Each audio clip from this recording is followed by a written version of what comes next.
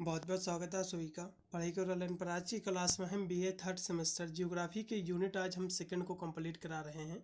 इसका जो दूसरा यूनिट है, इसमें के जितने भी क्वेश्चन हैं, मैं तीन वैसे तो इसमें आपके क्वेश्चन बनेंगे, तीनों के तीनों क्वेश्चन मैं आपको करा दे रहा हूं।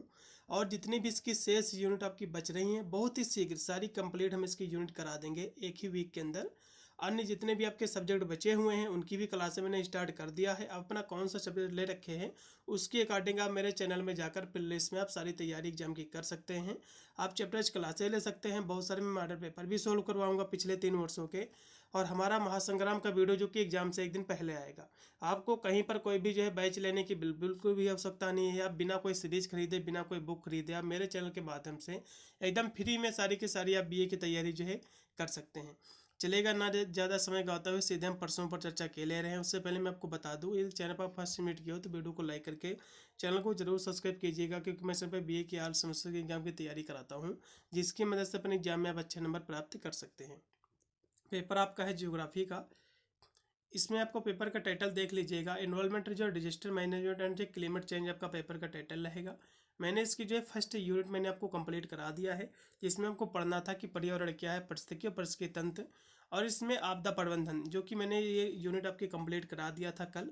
आज की हमारी क्लास में हम इसकी सेकंड जो यूनिट है, सेकंड यूनिट में आपको क्या पढ़ना है, सेकंड यूनिट में आपको पढ़ना है कि बायोडाइवर्सिटी क्या है और इसका कंजर्वेशन हम कैसे करें, इसका संरक्षण हम कैसे करते हैं या फिर करें, और जो सस्टेनेबल डेवलपमेंट जिसको हम सतत विकास कहते हैं। तो इसमें कि देखा जाए तो 2 क्वेश्चन एक हैं, सतत जो है जैव विविधता किसे कहते हैं और इसका संरक्षण कैसे करते हैं, और सतत विकास। तो हम तीनों के तीनों क्वेश्चन कराए दे रहे हैं। इसका संरक्षण भी आपका क्वेश्चन एग्जाम में पूछ सकता है। तो जैव विविधता होता क्या है इसके बारे में समझ लो। सबसे पहले जैव विविधता क्या है, तो जैव विविधता को जानने से पहले आप इस तस्वीर को ध्यान से देख लीजिएगा। इसमें सभी आपके जो आस पड़ोस के सभी आपके जो सजीव जीव तो आपको जो इसमें नजर आते होंगे।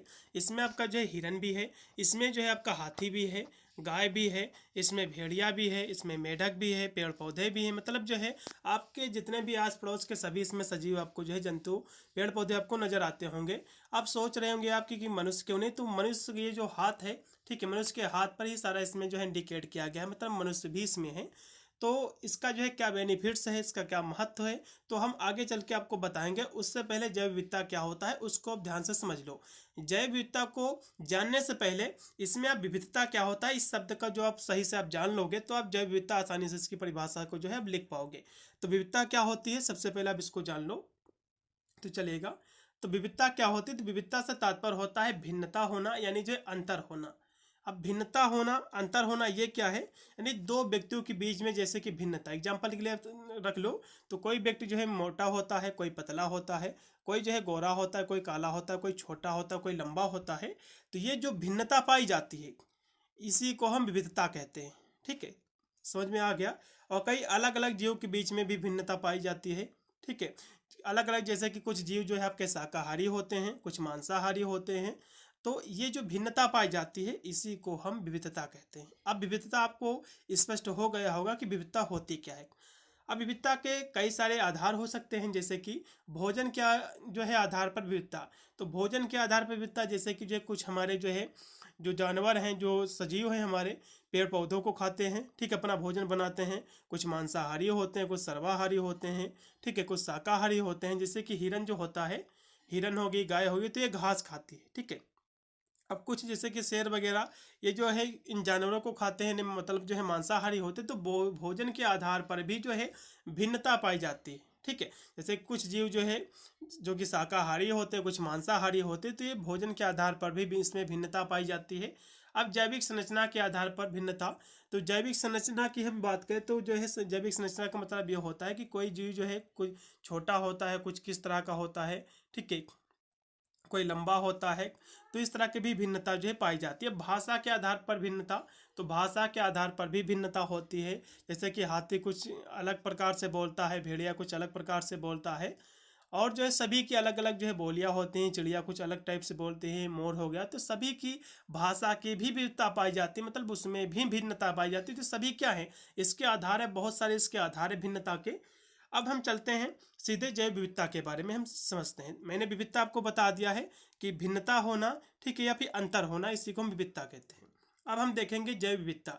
तो जैव विविधता दो शब्दों से मिलकर बना है। बायो जो है डाइवर्सिटी, बायो का मतलब होता है जैव, और डाइवर्सिटी का मतलब होती है विविधता। तो विविधता अभी मैंने आपको बताया है कि विविधता मतलब भिन्नता यानी अंतर। जैव का मतलब होता है जीव, सजीव, जिसमें जो है जीव यानी जान होती है, तो उनके बीच में जो भिन्नता होती है इसी को हम जैव विविधता कहते हैं। सिंपल सी परिभाषा। अब यहाँ से इसकी हम परिभाषा समझेंगे कि बायो जो है डाइवर्सिटी का अर्थ क्या होता है। तो यहाँ से हम कह सकते हैं कि बायोडाइवर्सिटी दो शब्दों का योग है, बायो प्लस जो है डाइवर्सिटी। बायो का मतलब होता है जीव और डाइवर्सिटी का मतलब होता है भिन्नता। यानी जो हम कह सकते हैं कि जो जीव होते हैं इनके बीच में जो भिन्नता होती है, ठीक है, जो अंतर होता है, इसी को हम जैव विविधता कहते हैं। सिंपल सी परिभाषा, इतना आप लिख सकते हैं। अब जैव विविधता की आप परिभाषा यहाँ से भी लिख सकते हैं। जैव विविधता क्या है? जैव विविधता आप ये भी परिभाषा लिख सकते हैं कि एक ही स्थान पर पाए जाने वाले विभिन्न प्रकार के जीव की प्रजाति को हम जैव विविधता कहते हैं। एक ही स्थान पर मतलब जो है आप पारिस्थितिकी तंत्र में बहुत सारे जीव जंतु होते हैं, पेड़ पौधे होते हैं, तो सभी में भिन्नता पाई जाती है। कोई पेड़ जो है छोटा सा होता है, कोई लंबा चला जाता है, उसमें भी भिन्नता होती है। कोई ज़्यादा जो है छाया पेड़ प्रदान करता है, कोई लंबे ही चले जाते हैं। मतलब कोई कोई पेड़ जो है खाने को जो है फल देते हैं, कोई नहीं देते हैं। तो इस तरह से सभी में जो है भिन्नता पाई जाती है, चाहे जानवर की हो भिन्नता हो। कुछ जानवर जो है लंबे होते हैं, कुछ छोटे होते हैं, कुछ शाकाहारी होते हैं, कुछ मांसाहारी होते हैं। ठीक उसी प्रकार मनुष्य में भी भिन्नता पाई जाती है। जैसे कि कोई जो है मनुष्य कोई छोटा होता है, कोई लंबा सा होता है, कोई गोरा होता है, कोई काले होते हैं। तो इस तरह से भी भिन्नता पाई जाती है। कोई कोई मनुष्य जो है शाकाहारी होता है, कोई सर्वाहारी होता है, कोई मांसाहारी होता है। तो इस प्रकार की सभी में भिन्नता पाई जाती है। तो इसी को हम क्या कहते हैं? इसी को हम जैव विविधता कहते हैं। इतनी सी परिभाषा आपको लिख देना है। आशा करता हूँ कि जैव विविधता आपको बिल्कुल भी समझ में आ गई होगी। अब और भी हम यहाँ से देखेंगे। अब जैव विविधता की परिभाषा की हम बात करें, जैसे कि मैंने अभी आपको बताया कि एक ही स्थान पर पाए जाने वाले विभिन्न प्रकार की जीव की प्रजाति को हम जैव विविधता कहते हैं। तो एक ही स्थान पर, जैसे कि आपका पारिस्थितिकी तंत्र है, तो एक ही स्थान मैंने इसलिए आपको कहा, जैसे कि इस चित्र में आपको दिख रहा होगा, इसमें पेड़ पौधे भी आपके हैं, प्लांट्स भी है, ठीक है, इसमें आपकी घास भी है, एनिमल्स भी हैं आपके हैं, इसमें आपकी चिड़िया भी हैं, कीट भी हैं आपके, इसमें मनुष्य भी है। तो इस पारिस्थितिकी तंत्र में जो कि सभी चीज इसमें आपके सजीव हैं, तो इसमें जो भिन्नता पाई जाती है इसी को हम क्या कहते हैं? इसी को हम जैव विविधता कहते हैं। ठीक है, इतनी सी परिभाषा आपको जो है लिखना है। अब इसके महत्व क्या होते हैं, इसके महत्व भी जान लो, और इसका जो है संरक्षण क्यों महत्वपूर्ण है ये भी समझ लो। तो इसका महत्व और इसका संरक्षण क्यों महत्वपूर्ण है, तो इसी के माध्यम से हम जो है यहाँ से इसके महत्व के बारे में जब समझाएंगे तो आपको स्पष्ट आपको समझ में आएगा। तो इसमें बहुत सारे इसके महत्व दिए हुए हैं कि जैसे कि जैव विविधता जो है प्रकृति को जो है संतुलित रखती है। अब जैव विविधता संतुलित कैसे रखती है ये समझ लो। एग्जाम्पल के माध्यम से समझो। जैसे कि मेढक जो होता है, मेढक किसको खाता? कहोगे कीड़े मकोड़े को। मेढक को कौन खाता? कहोगे सांप खाता है। सांप को कौन खाता है? तो कहोगे जो है गिद्ध खाता है। कौन खाता है? गिद्ध खा लेता है, मोर भी खा लेते हैं। तो मतलब जो है जैसे कि मेढक नहीं होंगे आपके जो है प्रकृति में, तो कीड़े मकोड़ों की जो है जो आबादी जो है बढ़ जाएगी, इससे अनबैलेंस हो जाएगा, मतलब असंतुलन की स्थिति आपकी उत्पन्न हो जाएगी। यदि जो है देखा जाए तो यदि आपके जो है मेढक जो कि उनको खाते हैं, उसी प्रकार यदि सांप नहीं होंगे तो मेढक की जनसंख्या बढ़ जाएगी। तो मतलब किसी एक के ना होने से हमारा जो प्रकृति है, हमारे जो पर्यावरण है, ये अनबैलेंस की स्थिति उत्पन्न हो जाएगी, असंतुलित हो जाएगी। इसलिए सभी का होना अनिवार्य है। इसीलिए जैव विविधता जो है प्रकृति को जो है संतुलित रखती है। ठीक है, आशा करता हूँ आपको समझ में आ गया होगा। यदि एक और हम एग्जाम्पल लें, यदि इसके हम दूसरे एग्जाम्पल की बात करें, जैसे कि घास जो है, घास को कौन खाता? कहोगे जो है हिरन खाता है, गाय खाती है, बकरी खाती है। तो मान लो इसको हिरन खाता है, और हिरन को कौन खाता? कहोगे शेर खाता। मतलब जो है एक दूसरे से जुड़े हुए हैं। यदि एक की संख्या ना होने पर दूसरी की संख्या बढ़ जाएगी। इसीलिए कहीं ना कहीं देखा है इसमें जितने भी प्रकृति में हमारे जीव जंतु पाए जाते हैं, वे सभी को जो है पर्यावरण को संतुलित बनाने में काफ़ी योगदान करते हैं, उसको संतुलित बनाए रखती हैं। इसीलिए जो है जैव विविधता जो है प्रकृति को संतुलित रखती है। फिर इसमें आपका दूसरा महत्व दिया कि जैव विविधता सभी जो है सजीव के लिए आहार का स्रोत है। बिल्कुल, जैव विविधता सभी सजीव के लिए आहार है। कैसे आहार है? जैसे जो शाकाहारी आपके जीव होते हैं, जैसे कि आपकी गाय, बकरी, हिरन, ये सब जो है पेड़ पौधे घास को खाकर अपना भोजन बनाते हैं। ठीक है, और गाय हो गई, जैसे हिरन हो गया, तो खरगोश हो गया, तो ये सब क्या है? शाकाहारी हैं।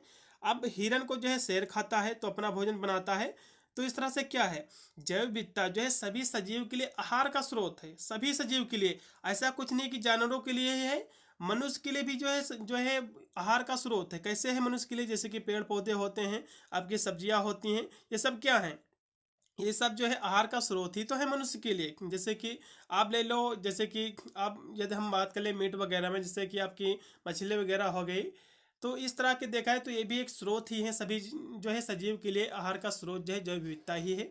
जैव विविधता में जो है सभी आपके जितने में फसलें आते हैं, ये सभी चीज़ें आपकी आ जाती हैं। तो जैव विविधता जो है कहीं ना कहीं देखा जाए तो सभी सजीव के लिए, सजीव में सभी चीज़ें आपकी आ जाएंगे, पेड़ पौधे आपके हो गए हैं, आपके मनुष्य भी आ जाएंगे, सभी जीव आपके जंतु आ जाएंगे। तो सभी क्या है, जैव विविधता सभी सजीव के लिए एक आहार का स्रोत भी है। तो इस तरह से आपको लिखना है। मानवीय आवश्यकताओं की हम बात कर लें तो मानवीय आवश्यकताओं की पूर्ति भी जो है का जो भोजन जो है, ये भी जो है जैव विविधता के कारण ही जो है संभव हो पाता है। कैसे हो पाता है, जैसे कि आप मान लो सब्जी की बात लें तो सभी प्रकार की सब्जियां होती हैं, तो सब किसकी देन है, जैव विविधता की ही देन है। ठीक है। और कपड़ा जैसे है कि तो जो है रेशम कीट से प्राप्त होता है, और आवास जैसे कि आपके जो है पेड़ पौधे से जो है घर बनता है, इससे भी बनाया जा सकता है खिड़कियाँ वगैरह। तो कहीं ना कहीं देखा जाए इसमें योगदान होता है। ठीक है। लकड़ी जैसे ईंधन का प्रयोग जो है लकड़ियों के लिए होता है। तो ये सब कहीं ना कहीं देखा जाए तो आवास बनाने के लिए आपकी मिट्टी की आवश्यकता होती है, मिट्टी की, ईंटे की, बहुत सारे और भी तत्व होते हैं, जैसे कि लकड़ी का भी प्रयोग होता है घर बनाने में, दरवाजा वगैरह के लिए। तो कहीं ना कहीं देखा जाए तो मानवीय आवश्यकताओं की पूर्ति भी जो है जैव विविधता के कारण ही जो है संभव हो पाती है। इत्यादि जो है पूर्ति जैव विविधता से ही संभव है। मनुष्य की जितनी भी आवश्यकताएं हैं, चाहे मनुष्य की हो या फिर जो जीव जंतु की हो, किसी भी सजीव की जो जरूरतें हैं, वे सभी जो संभव हो पाती हैं जैव विविधता के कारण ही जो है संभव हो पाती हैं। इसकी किसी एक चीज़ की इसमें कमी जो प्राकृत है उसको अनबैलेंस कर देगी, असंतुलित की स्थिति में जो है उसमें ला देगी। इसलिए जैव विविधता देखा जाए तो प्रकृति को संतुलित भी रखती है, सजीव के लिए आहार का मुख्य स्रोत भी है, और मानवीय जो आवश्यकताओं हैं उनकी आवश्यकताओं को पूरा भी जो है करती है। तो इतने इसके महत्व आपको लिखना है। अब हम इसमें जो लास्ट का क्वेश्चन आपका बचा हुआ है कि सतत विकास क्या होता है, जिसको हम सस्टेनेबल जो है डेवलपमेंट कहते हैं इंग्लिश में। तो सतत विकास है क्या, इसको समझ लो। तो वर्तमान पीढ़ी की आवश्यकताओं को पूरा करते हुए, मतलब जो हमारी जो वर्तमान की, मान लो हम इस समय जो है तो हम अपनी आवश्यकताएं जो है पूरी कर ले। ठीक है। और जो हमारे आने वाली जो भविष्य की पीढ़ियाँ, मतलब हमारे जो है बाल बच्चे हैं, जो हमारे आने वाले समय में वो भी जो है जवान होंगे, तो उनकी आवश्यकताएं जब वो पूरी करे तो उनके लिए बराबर साधन उपलब्ध हो, उनके खाने पीने के लिए कोई भी दिक्कत ना हो, तो इसी को हम सतत विकास कहते हैं। ठीक है। फॉर एग्जाम्पल आप समझ लो कि आपके पास जो है, तो मान लो आपके पास जो है ज़मीन जो है आपके जो है पूर्वजों से आपको जो है 5-6 बीघा आपके पास ज़मीन मिले। तो आपको जो है ज़मीन को बेचना नहीं है, बल्कि आपको ये सुनिश्चित करना है कि हमको भी इसी में जो है अपना जीवन जो है व्यतीत करना है, अपनी आवश्यकताओं को पूरा करना है, और हमारे जो बाल बच्चे होंगे तो उनकी भी आवश्यकता इसी से पूरी हो सके, कोई भी इसके साथ खिलवाड़ ना किया जाए।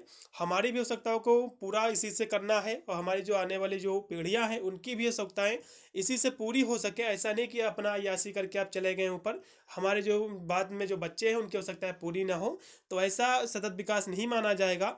सतत विकास तभी होगा जब आप अपनी आवश्यकताओं को पूरा करते हुए जो आने वाली जो हमारी पीढ़ियां हैं उनकी भी जो है ज़रूरतों के लिए सामान बच जाए, उनकी भी आवश्यकताएं पूरी हो सके, इसी को हम सतत विकास कहते हैं। सिंपल सी परिभाषा। तो सतत विकास क्या है, वर्तमान की पीढ़ी आवश्यकताओं को जो है पूरा करते हुए भविष्य की पीढ़ियों की जो आवश्यकताओं को पूरा करने की क्षमता से समझौता किए बिना, यानी भविष्य की पीढ़ियों की आवश्यकता जो है उससे समझौता किए बिना उनकी भी आवश्यकताएं पूरी हो सके, उनका भी विकास करना है, इसी को हम सतत विकास कहते हैं। सतत विकास को हम टिकाऊ विकास और जो है संधारणीय विकास भी कहा जाता है। ठीक है। इतनी परिभाषा आपको लिखना है। और भी यहाँ से इसकी परिभाषा दी हुई है कि सतत विकास को जो है आमतौर पर इस प्रकार जो परिभाषित किया जाता है कि एक ऐसा विकास है जो आमतौर पर पर्यावरण, समाज और अर्थव्यवस्था के बीच संतुलन जो है बनाए रखता है, मतलब संतुलन बनाए रखता है, ताकि वर्तमान आवश्यकताओं को पूरा किया जा सके और भविष्य की जो पीढ़ियों के लिए जो है संसाधन को बचाया जा सके। इसी को हम सतत विकास कहते हैं। ठीक है।